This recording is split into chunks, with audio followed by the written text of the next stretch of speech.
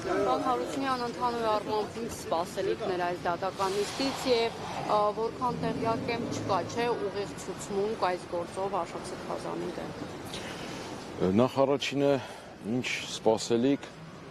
ես հասկանում եմ ձեր հարցի ենթատեքստը, որովհետև մենք այնպիսի իրավիճակում ենք, որ կարելի է ասել արդեն ամեն ինչ նախորոք երբեմն շատ հաճախ կանխորոշված է լինում, բայց ինչևէ եթե այստեղ եմ, ուրեմն հույս ունեմ, որովհետև գիտեմ, որ ի սկզբանե անհիմն էր կալանքը բավարարելը եւ հույս ունեմ, որ այսօր գոնե որոշակի փոփոխություն կլինի Սրբազանի խափանման միջոցի պարագայում։ Հասկանալի է ինչ է կատարվում մեր երկրում, այս ամբողջ իրավական համակարգում ճնշումները, դատավորների նկատմամբ, ԲԴԽ համակարգի կողմից, բայց ինչևէ հույս ունեմ։ Այս գործով իրեն ապացույցը անհայտացել է, ինչ կարող եք այդ մասին ասել եւ արդյոք դա կարող է ընդհանուր դատական գործընթացի վրա ազդել, այսինքն փաստաբանների մարտավարության։ Այս պահին որևէ ստույգ պաշտոնական ինֆորմացիա չկա, թե դա համապատասխանում է իրականությանը, թե չէ, կփորձեմ ամեն դեպքում այսօր քննիչներին տեսնելով ճշտել։ Ինչ վերաբերում է մարտավարության տեսանկյունից, այո, կարծում եմ դա ինչ-որ արժեքավոր բան կփոխի,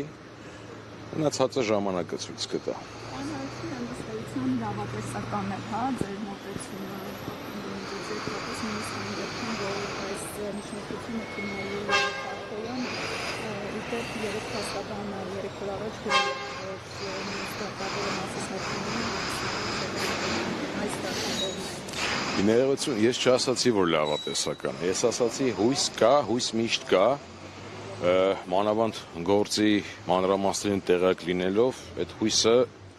իրավական պետության պարագայում կլիներ համոզմունք, մնացածը ժամանակը ցույց կտա, լավն էր ձեր այդ մեջբերումը այդ երկու դատավորների հետ կապված, ցավոք երբեմն արդեն զավեշտի է վերածվում այն մակագրությունները ինչ որ տեղի է ունենում, երեք Ռուբեն Ներմելիքյան շատ հետարքիր հիմնավորումով ներկայացրել այդ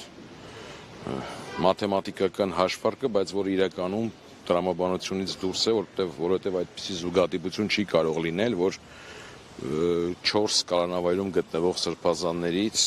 ասենք 3-ի գործը մի դատավորի մոտ գտնվի, ինչևէ, տեսնենք ինչ կլինի։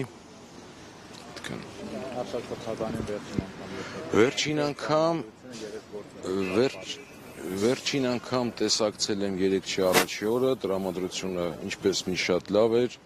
այս ամենին կարելի ասել իր բնավորությանը, իր տեսակին հարիր կերպով շատ կարելի ասել հումորով է վերաբերվում, եթե ոչ էգնանքով, գիտակցելով հասկանալով, որ այս ամենի նպատակը եւ պատճառը նմանատիպ սրբազաններին, ինչպիսին է ինքը, Բագրատ Սրբազանը, Միքայել Սրբազանը, մեկուսացնելն է, Մկրտիչ Սրբազանը, մեկուսացնելն է, որպեսզի այն արշավը, որ տեղի ունենում հայ առաքելական Սուրբ եկեղեցու դեմ, իրականացվի ավելի մեծ թափով, որովհետև այդ անազատության մեջ գտնվող սրբազանները պարզը, որ իրենց դիրքով, իրենց հեղինակությամբ, իրենց ժողովրդի մոտ վայելած հեղինակությամբ առաջի հերթին կարողանային կանխել այս արշավը եւ դրա համար իրենք անազատության մեջ են։